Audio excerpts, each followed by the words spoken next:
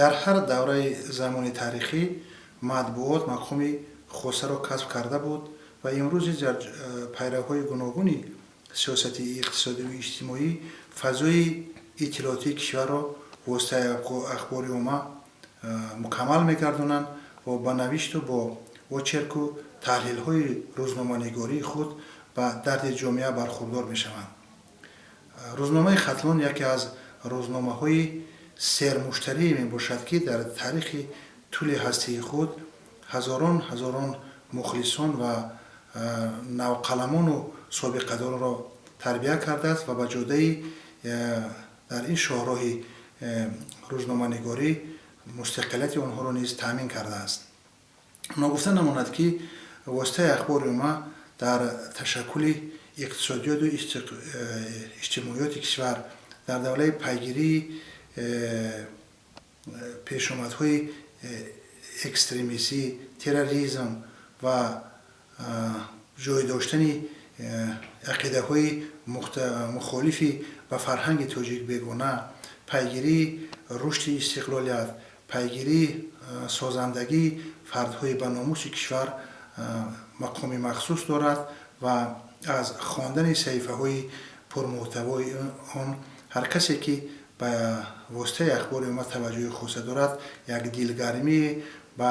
навишти соҳибқалам, як дилгармӣ ба ин рӯзнома рӯи кор меояд. ногуфта намонад, ки таърихи тайкардаи рӯзномаи Хатлони имрӯза аз даврони таърихи гузашта,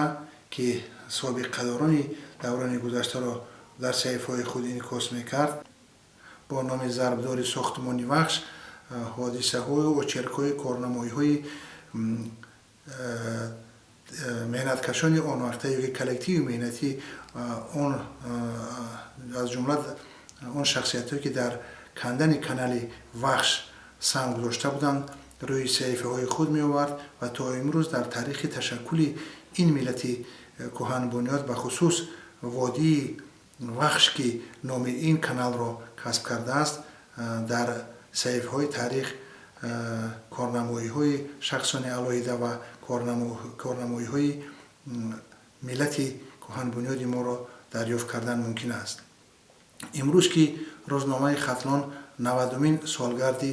таърихи ҳастии худро таҷлил мекунад, ҳамчун мухлиси доимии ин рӯзнома бо як дили пур аз меҳру муҳаббат ба ин рӯзнома, ба муаллифони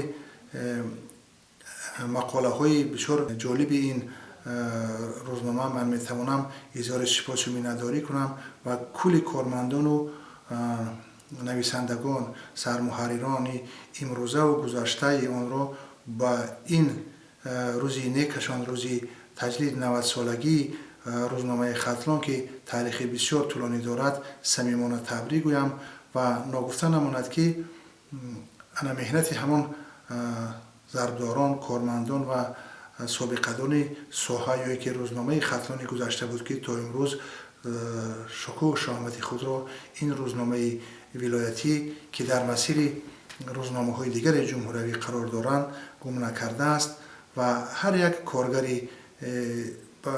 дар ин рӯзнома кор карда ё фаъолият карда истода, бо тавони худ, бо диди худ тавонистааст ба шаку шӯбҳаи ҳамин рӯзномаи овозадор як тағйироте ворид кунад ва як таърихи ё як саҳифаи наве ба таърихи бою ғании ин ворид намояд. ман боварӣ дорам, ки рӯзномаи Хатлон дар баробари навишт ва сабти ё ки инъикоси ҳодисаҳои гуногуни ҷумҳуриявӣ, хориҷиву вилоятӣ ва дигар муассисавӣ ба тарбияи кадрҳои ҷавони соҳавӣ машғул мешаванд ва ин кормандон, ки дар донишгоҳи давлатии Бухтар риштаи рӯзноманигорӣ фаъолият мекунанд, барои таҷрибаомӯзӣ, барои ҳамкорӣ ба омӯзгорони ҷавон ва донишҷӯёни риштаи рӯзноманигорӣ мо як заминаи хуби илмиву таҷрибаомӯзӣ муҳайё сохтаанд. бори дигар ба кормандони аслии азизи ин рӯзномаи дӯстдоштаи мову шумо, рӯзномаи Хатлон, сидқан 90-солагии таъсисёбии ин рӯзномаро ман табрик мегӯям. дар кору زندگی و در نوشت و تحلیل очеркҳои рӯзноманигории онҳо бурдбориҳо таманнӯ дорам ва хоҳиши онро дорам ки ҳамеша обрӯманд бошанд, дар ҷодаи воситаи ахбори омма мақоми аввалро касб карда бошанд.